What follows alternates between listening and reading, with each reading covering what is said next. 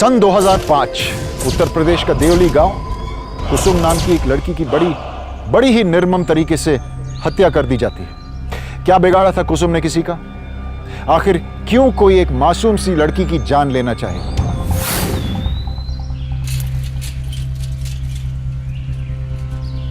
हाँ बेटा, ये ले दूध। लाया बेटा, ला दे। रुपेश, मैंने तेरे काम के बारे में शिवचरण से बात कर ली है। कल से तू गुड़ की मंडी पर काम कर जाना शुरू कर दे। और बाबूजी वो सबसे मुफ्त में काम करावत है। सारा गांव जाना था शिवचरण केहू का पैसा ना देत। अरे तो क्या हुआ, घर में बैठने से तो अच्छा है कुछ काम सीख लेगा। बाबूजी हम कौनो दूसरा काम ढूंढ लेंगे। अरे कहाँ ढूंढ लेंगे, हमने तुझे तेरे मामा के पास भी भेजा था, वहाँ से भी तू साल भर में लौट आया। हमने कह दिया सो कह दिया, कल से तुझे शिवचरण के साथ जाना है बस। अरे एक बार इसकी शादी हो जाने दो, बाल बच्चों की जिम्मेदारी सिर पे आएगी तो अपने आप संभल जाएगा। माँ, हम तुमसे कहे नाम कौनो दूसरा काम ढूंढ लेंगे, पर हमसे इस शादी वादी की बात मत किया करो। कुसुम बिटिया, कुसुम बिटिया, काका, काका। अरे देवराम, अरे क्या हुआ? अरे कुसुम बिटिया कहीं देखे हो का? अरे नहीं, पर बात क्या है? सुबह से ढूंढ रहे उसको, कतहु नहीं मिल रही है। हमारी बिटिया घर पे नहीं है रात से। अरे चिंता की कोई बात नहीं है, चलो चलो हम सब ढूंढते हैं। मिल जाएगी। चलो चलो मिल जाए। दयाराम और उसकी पत्नी ने अपनी बेटी कुसुम को गांव के हर कोने में तलाशने की कोशिश की, हर वो जगह जहां उनकी बेटी हो सकती, लेकिन कुसुम कहीं नहीं मिली। आधे दिन की इस तलाश के बाद एक घिनौना सच सामने आया।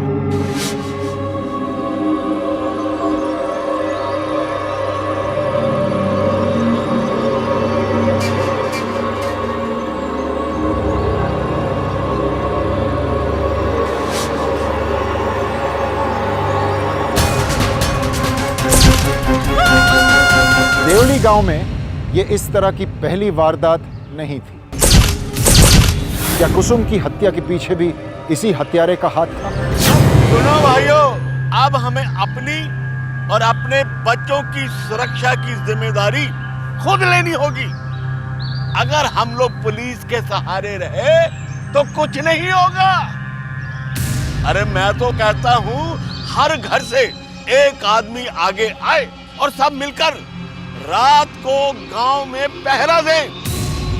इस बारे में आपकी क्या राय है? आप बिल्कुल सही कह रहे हैं। बिल्कुल सही कह रहे हैं मुखिया जी, पुलिस के भरोसे रहना हमारी मूर्खता होगी। तो फिर ठीक है, आज रात को मुन्नू, रुपेश, गुन्नू जाट और इनके साथ 3 लोग और मिलकर गांव में रात को पहरा देंगे। पूरा गांव खुद की और अपनी परिवार की सुरक्षा के लिए मुस्तैद हो गया। सावधान रहने की एक मुहिम सी छिड़ गई, लेकिन किसी को कोई भनक नहीं थी कि यह हत्यारा कौन था। शायद यह हत्यारा इसी गांव का था, सबके सामने लेकिन सबसे अनजान। यह एक ऐसा डर था जिसका कोई चेहरा नहीं, अगर सामने भी आए तो कोई पहचान नहीं। कोई चाहकर भी कुछ नहीं कर सकता था सिवाय अपनी हिफाजत करने की। हर रात गांव में गश्त होने लगे, लोग टोलियां बनाकर पहरा देने लगे। कोई भी अनजान इंसान अगर दिख जाए तो उसे रोककर पूछताछ की जाती। कुछ दिनों तक सब कुछ ठीक ठाक चलता रहा। फिर एक हफ्ते बाद दोपहर के समय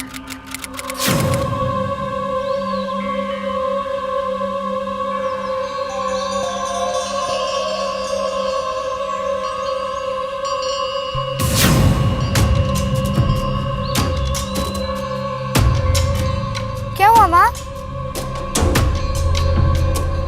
कुछ नहीं बेटा, कुछ नहीं।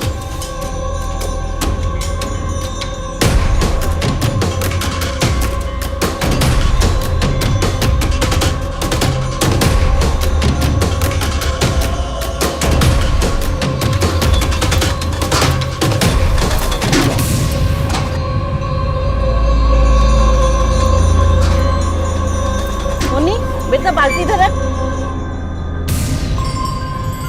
माँ चले।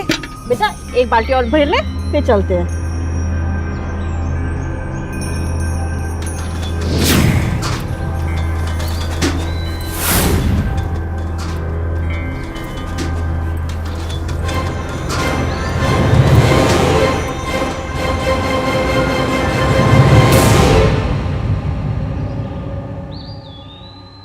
मुन्नी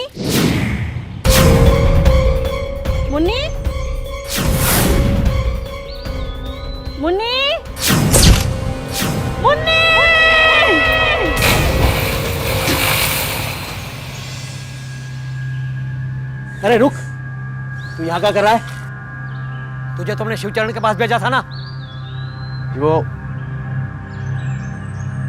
वो हम अरे जी, ये वो क्या, कहाँ गायब था दिन भर? बाबूजी हम वो दोस्त के ब्याह में गए थे।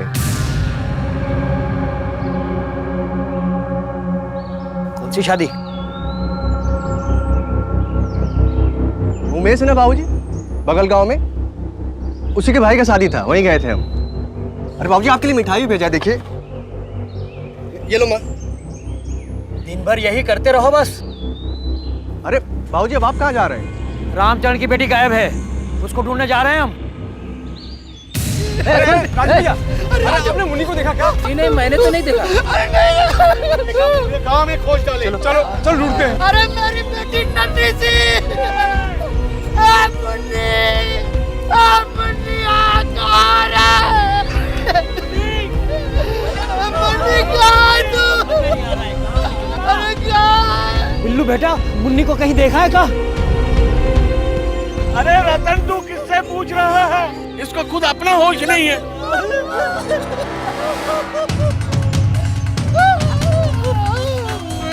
मेरी बच्ची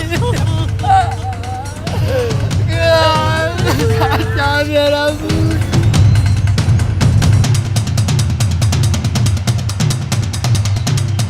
ये तो हमारी बच्ची है। अरे जाने दो मुझे। रामचरण जी, आप आगे नहीं जा सकते, ये पुलिस केस है। क्या कर लिया पुलिस ने? अरे तुम्हारी आंखें फूट गई है क्या? देखते नहीं हमारी बिटिया है वो। देखिए, आपके पास जाने से सबूत इधर उधर हो सकते हैं। हमारी बात समझने की कोशिश कीजिए, हम आपके भले के लिए कह रहे हैं और हमें अपनी कार्रवाई करने दीजिए।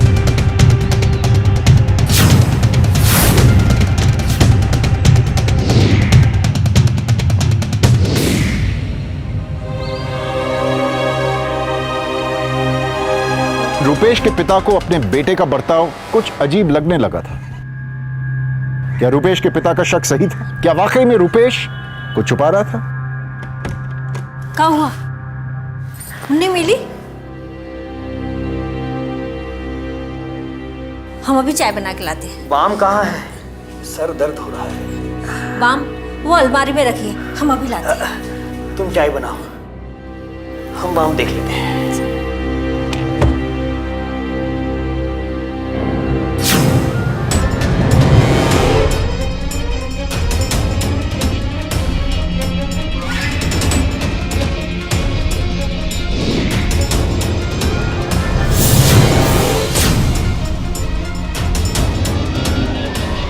लीजिए चाय।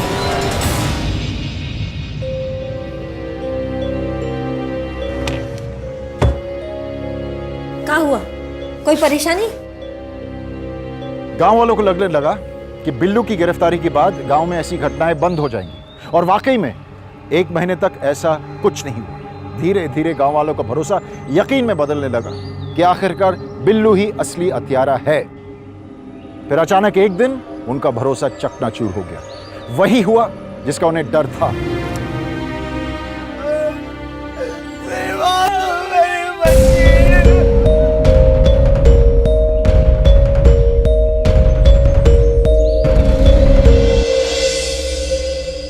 ले बेटा चाय पाओ।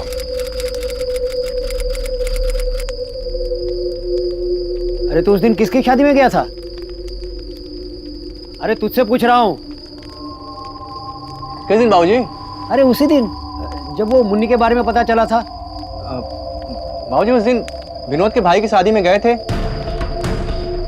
बगल गांव में उमेश है ना, उसी के भाई का शादी था, वहीं गए थे हम। तो उमेश का नाम ले रहा था। अरे नहीं बाबूजी, हमने विनोद के भाई की शादी ही बोला था। आपको याद नहीं बाबूजी?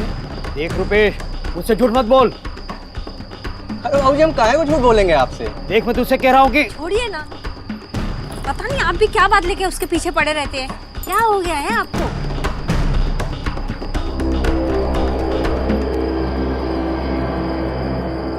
रुक, अब क्या हुआ? तेरे चेहरे पर चोट कैसे लगी?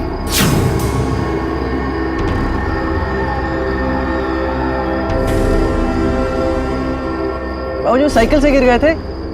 सब्जी मंडी जा रहे थे उस दिन, तो साइकिल के नीचे पत्थर आ गया था, वहीं गिर गए थे। अरे अपने ईमानदार काका है ना, उन्हीं के घर के सामने तो बात है। अच्छा बाबूजी अभी आते हैं थोड़ी देर में।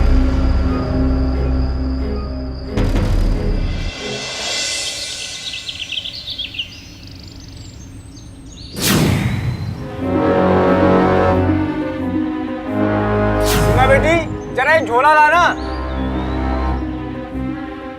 बेटी कहाँ रह गई? लाई बापू। बेटा हम मंडी जा रहे हैं, आते वक्त थोड़ी देर हो जाएगी, लेकिन जब तक हम वापस नहीं आए किसी के आने पर दरवाजा मत खोलना। जी बापू।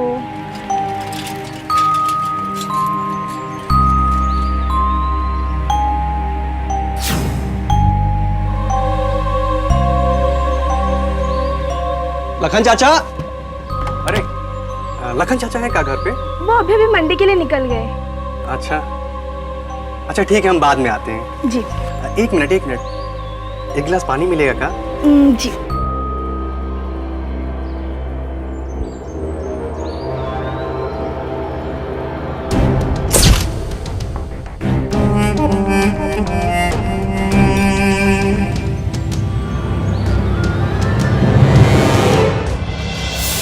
गांव के दूसरे लड़कों की तरह साधारण से दिखने वाला रूपेश ही उस लड़की का हत्यारा था। वही था जो एक एक करके गांव की कई लड़कियों का खून कर रहा था। रतनराम का शक अपने बेटे के प्रति बिल्कुल सही था, लेकिन चूंकि रतनराम के पास कोई पुख्ता सबूत नहीं था, इसलिए वो अब तक कोई फैसला नहीं कर पाया।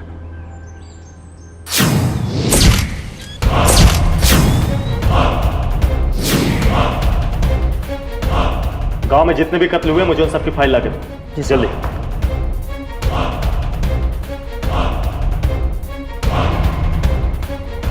मुझे मुखिया से मिलना है। सभी लड़कियों की हत्या गांव के इन्हीं 3 जगहों के आसपास हुई है। कातिल इसी गांव का है। इंस्पेक्टर साहब, ये आप कैसे कह सकते हैं? वो कोई आस पड़ोस के गांव का भी हो सकता है। पूरी रात आप लोग गांव में पहरा देते हैं, कातिल आपके हाथ लगा नहीं? पता है क्यों? क्योंकि बाहर से कोई आदमी इस गांव में आया ही नहीं। उसे गांव के हर कोने के बारे में बहुत अच्छी तरह से पता है। इंस्पेक्टर साहब, आप उसे ढूंढेंगे कैसे? मुखिया जी, कातिल के बारे में हमें कुछ पुख्ता जानकारी मिली। तकरीबन 1 साल से इस गांव में कोई घटना घटी ही नहीं। कातिल वो भी हो सकता है कि जो 1 साल के लिए इस गांव से दूर रहा हो और अभी हाल में ही कुछ दिन पहले गांव में वापस आया। और एक बात, कातिल के खून करने के तरीके से यह बात साफ साफ पता चलती है कि कातिल अपने बाएं हाथ का इस्तेमाल करता है। बाबूजी चाय। रुपेश, मैंने तुझे कितनी बार समझाया है कि तू कोई भी काम उल्टे हाथ से मत किया कर, यह अशुभ होता है। इंस्पेक्टर साहब, आप कहना क्या चाहते हैं? हो ना हो, कातिल के अंदर जरूर कोई ना कोई दोष है जिसकी वजह से उसे औरत का सुख नहीं मिलता, और यही वजह है कि उसकी मानसिक स्थिति बिगड़ चुकी है। या वो लोग भी हो सकते हैं कि जिनकी बीवी दूर रहती हो, या वो लोग जिनकी उम्र तो हो चुकी है शादी के लायक, लेकिन अभी तक उनकी शादी हुई नहीं। शायद वो करना ना चाहता हो अपनी इसी कमी की वजह से। माँ, हम तुमसे कहे ना, हम कोनो दूसरा काम ढूंढ लेंगे, पर हमसे इस शादी वादी की बात मत किया करो। मुखिया जी, वो देखने में बिल्कुल हमारे और आप जैसा ही होगा, लेकिन उसके सोचने का तरीका हमसे अलग है, बिल्कुल अजीब सा। उसको पकड़ने में हमें आप लोगों की मदद चाहिए। इंस्पेक्टर साहब, आप हमें हुक्म कीजिए, हमें क्या करना होगा? क्या करना पड़ेगा? हमें सबसे पहले तो उन लोगों का नाम चाहिए जो लोग अपने बाएं हाथ का इस्तेमाल करते हैं, और उन लोगों का भी जो 1 साल के लिए इस गांव से दूर थे और अभी कुछ दिन पहले ही वापस लौटे। हत्यारा इनमें से ही कोई एक है। ठीक है इंस्पेक्टर साहब, मैं सारे गांव में इतला कर देता हूं। इंस्पेक्टर राणा के द्वारा बताई गई पहचान के दायरे में आने वाले सभी लोगों को पूछताछ के लिए पुलिस स्टेशन बुलाया गया। रूपेश भी उनमें से एक था। सभी लोगों की तरह रतनराम भी अपने बेटे रूपेश के साथ पुलिस स्टेशन गया। सब रुपेश मेरा बेटा है। वो 1 साल के लिए यहाँ था नहीं। पिछले 1 साल से कहाँ थे? जो मामा के यहाँ थे अपने। अभी तक शादी भी नहीं की? नहीं जी नहीं। तुम अपने बाएं हाथ का इस्तेमाल करते हो? हाँ, बाएं हाथ से। ठीक है, जा सकते हैं आप लोग। जी सर। रुकिए, सिर्फ तुम जा सकते हो। आप बाहर बैठिए, मुझे आपसे कुछ बात करनी है। जी सर। लेकिन रूपेश से सवाल जवाब करने के बाद इंस्पेक्टर राणा ने रतनराम को दोबारा अकेले में बुलाया। क्या उम्र होगी रुपेश की? जी 27 साल। आपने कभी उसकी शादी वादी के बारे में नहीं सोचा? साहब हम तो बोल बोल कर थक गए, लेकिन वही मानता नहीं। फिर हमने भी कहना छोड़ दिया, उसकी मर्जी होगी तो कर लेगा। हमने सुना है कि फरवरी 2004 से लेकर फरवरी 2005 तक वो इस गांव से बाहर था। साहब हमने उसको सरहानपुर भेजा था, उसके मामा के वहाँ कुछ काम करने के लिए, लेकिन वहाँ भी उसका मन लगा नहीं और वो वापस लौट कर आ गया। और उस दौरान गांव में एक भी खून नहीं हुआ। रुपेश अपने बाएं हाथ का इस्तेमाल करता है जी। और जब से वो गांव में वापस आया है, एक के बाद एक हत्याएं होती जा रही हैं। हो सकता है कि ये सब सिर्फ एक इत्तेफाक हो और आपका बेटा निर्दोष हो। देखिए, मैं समझता हूं कि एक बाप होने के नाते अपने बेटे के ऊपर शक करना बहुत मुश्किल है, लेकिन गांव वालों की जिंदगी बचाने के लिए आपको रुपेश के ऊपर नजर रखनी होगी।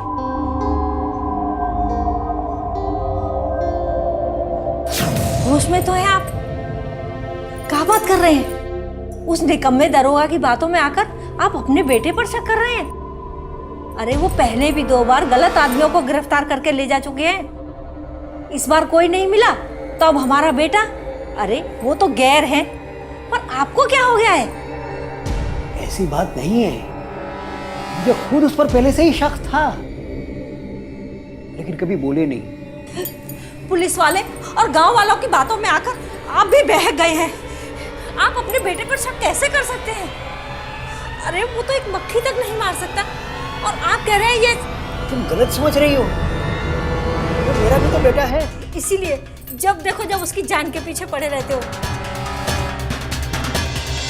खून रुपेश के मुंह लग चुका था। उसके अंदर बैठा शैतान ज्यादा दिन तक शांत नहीं बैठ सकता। दोस्तों, एक के बाद एक कई अपराध करने के बाद इस तरह के अपराधी को उस तरह की जुर्म की एक लत सी लग जाती है, और इस तरह का जुर्म करने के बाद ही उन्हें एक तरह की खुशी, एक तरह की संतुष्टि मिलती है। रुपेश ऐसा ही खूंखार अपराधी था।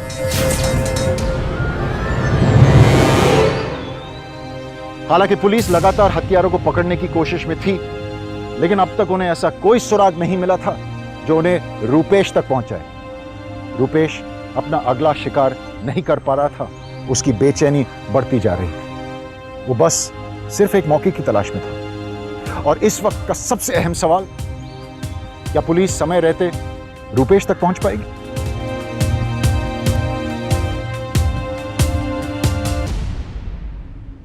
अरे माँ रोटी दे।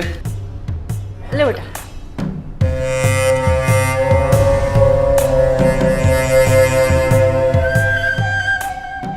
अरे माँ, अरे खाना तो खा लीजिए। क्या हुआ? तबीयत ठीक नहीं है हमारी। अरे रतन भैया, हेलो रतन भैया। कौन है? अरे बिरजू भैया। राम राम भैया। अरे राम राम राम राम। क्या बात है, आइए। अरे ये निमंत्रण देने आए थे भैया। निमंत्रण? किस बात का? अरे वो कहा है इसी महीने के 21 तारीख को हमारे पोते का नामकरण है, आप सब जरूर आइएगा, हमें बड़ी खुशी होगी भैया। ये तो बड़ी खुशी की बात है, हम जरूर आएंगे। अच्छा अच्छा, हाँ चलते हैं। राम राम। राम राम। हाँ?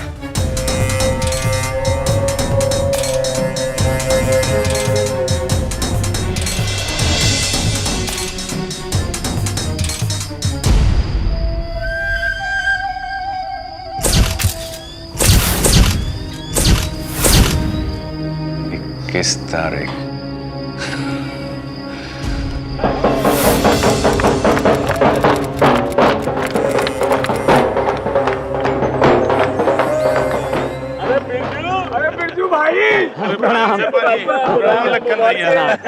आप सब आए, हमारे दरवाजे की शोभा बढ़ गई। आप लोग भी तो मेरे अपने हैं, फिर वो मेरा भी तो पोता है।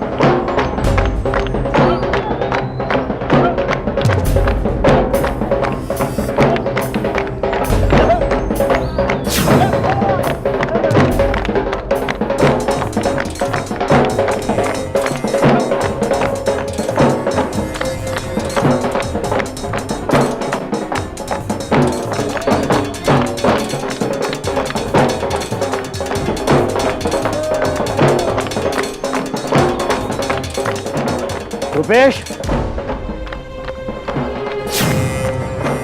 जी बाबू जी। इधर कहाँ जा रहे तू? बाबू जी वो। ये मिठाई के डब्बे ले, बिरजू चाचा को दे के आ। जी बाबू जी।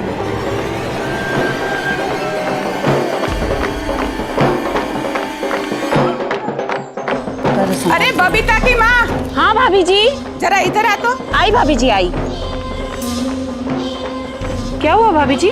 अरे वो भंडारे से डिब्बा नहीं निकल रहा है, जरा उतार के देना मुझे। मैं उतारती हूँ ना भाभी जी, एक मिनट। बबीता सुन, यहाँ से कहीं जाना मत, समझ गई ना? मैं आती हूँ अंदर जाके। हाँ।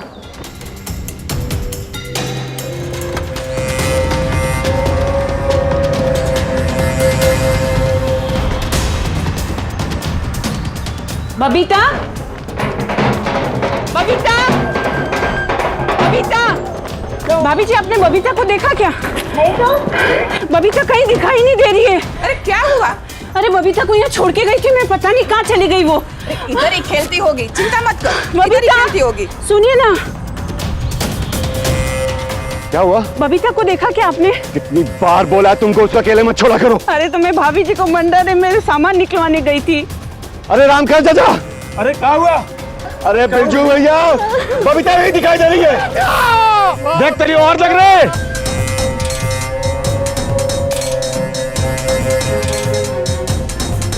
अरे कहाँ हो रहा? होते कोले होते कोले।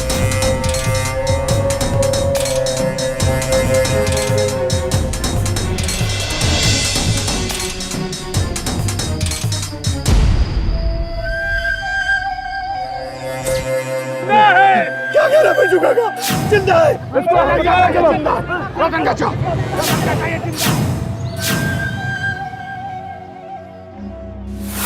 देखिए बबीता अब खतरे से बाहर है, डरने की कोई बात नहीं।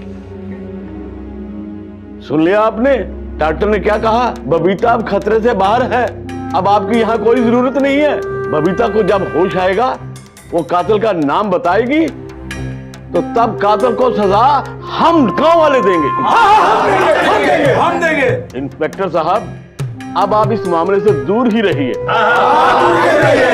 देखिए आप लोग, मुखिया जी शायद एक बात आप लोग भूल रहे हैं कि कातिल अभी भी आपके बीच में ही है। अगर उसे पता चला कि बबीता जिंदा है तो वो उसके ऊपर दोबारा जानलेवा हमला करेगा।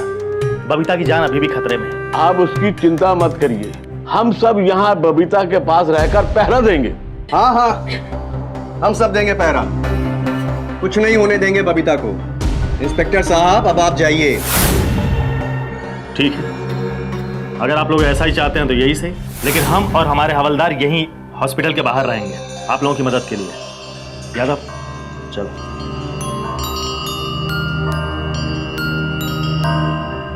अरे कुछ नहीं होने देंगे हम बबीता को। मैं रात में यहीं पर रुकता हूँ, आप सब आराम से बाहर पहरा दीजिए। अरे देखते हैं कौन आता है अंदर।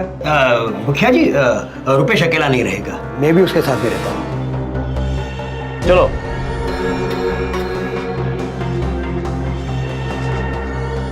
तुम लोग पूरी तरह सतर्क रहो। मुझे पूरा यकीन है कि कातिल बबीता को मारने के लिए जरूर आएगा। तुम दोनों हॉस्पिटल के दूसरे गेट पे जाओ और तुम यहाँ पे। जी सर। यादव चौकन्ने रहो। कैसी है बिटिया? रतन काका सो रही है।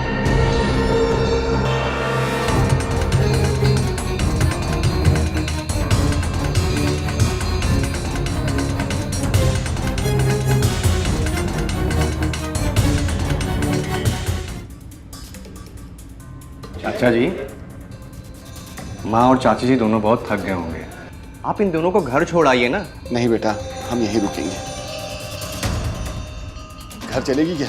नहीं नहीं, मुझे नहीं जाना, मैं बबीता के पास रहूंगी। अरे चाची जी, आप बेवजह परेशान हो रही हैं, हम हैं ना, हम संभालेंगे यहाँ पर।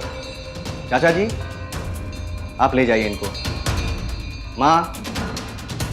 बबीता की माँ, सब ठीक हो जाएगा, तू चिंता मत कर। चल घर चलते हैं। रतन काका, मैं इन लोगों को घर छोड़ता हूँ। चल भाभी।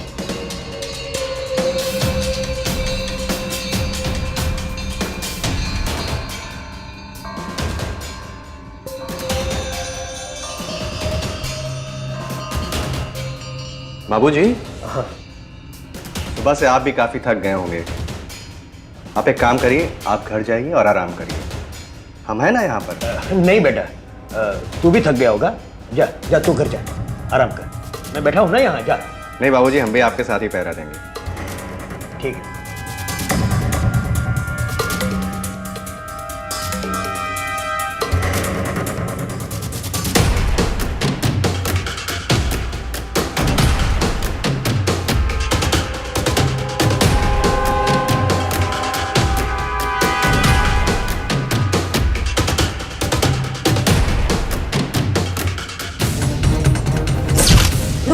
मुझे तुझ पर पहले से ही शक था। चोर चोरी से रुक जा रुपेश, रुक जा रुपेश, अरे पकड़ो। अरे रुपेश, क्या हुआ? काहे भाग रहा है? पकड़ो उसे, मैं कह रहा हूं, पकड़ो। क्या हुआ? अरे रुपेश ही कातिल है, पकड़ो उसको। रुक जाइए, ये आप लोग क्या कर रहे हैं? आप लोग भी इसकी तरह एक खूनी बन जाना चाहते हैं? रतन चाचा, हम जानते हैं कि आपका बेटा है, लेकिन नहीं, ये एक सिर्फ खूनी है और कानून ही उसको सजा दे सकता है। इसको पुलिस के हवाले कर दो ताकि उसको कड़ी से कड़ी सजा मिले और इसके जैसे और गुनहगार लोगों को एक सबक हासिल हो। यादव, ले चलो इसको।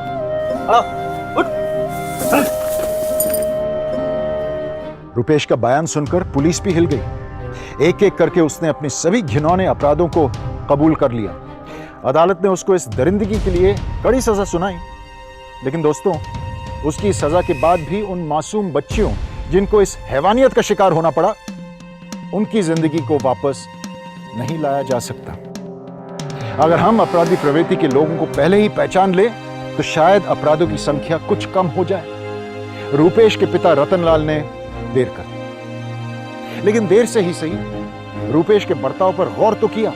अगर रतनलाल इस बात को यूं ही नजरअंदाज करते रहते तो शायद रुपेश कभी नहीं पकड़ा। दोस्तों, हमें भी एक जिम्मेदार नागरिक होने का फर्ज निभाना चाहिए। हमारे आसपास के लोगों के व्यवहार पर नजर रखनी चाहिए। अगर उनके बर्ताव में, उनके तौर तरीकों में कोई बदलाव नजर आए तो इसे एक समस्या मानकर इस पर ध्यान देना चाहिए। इसी ख्याल के साथ मैं आपसे विदा लेता हूं। तब तक खुश रहिए, सुरक्षित रहिए, सावधानी रहिए। India fights back.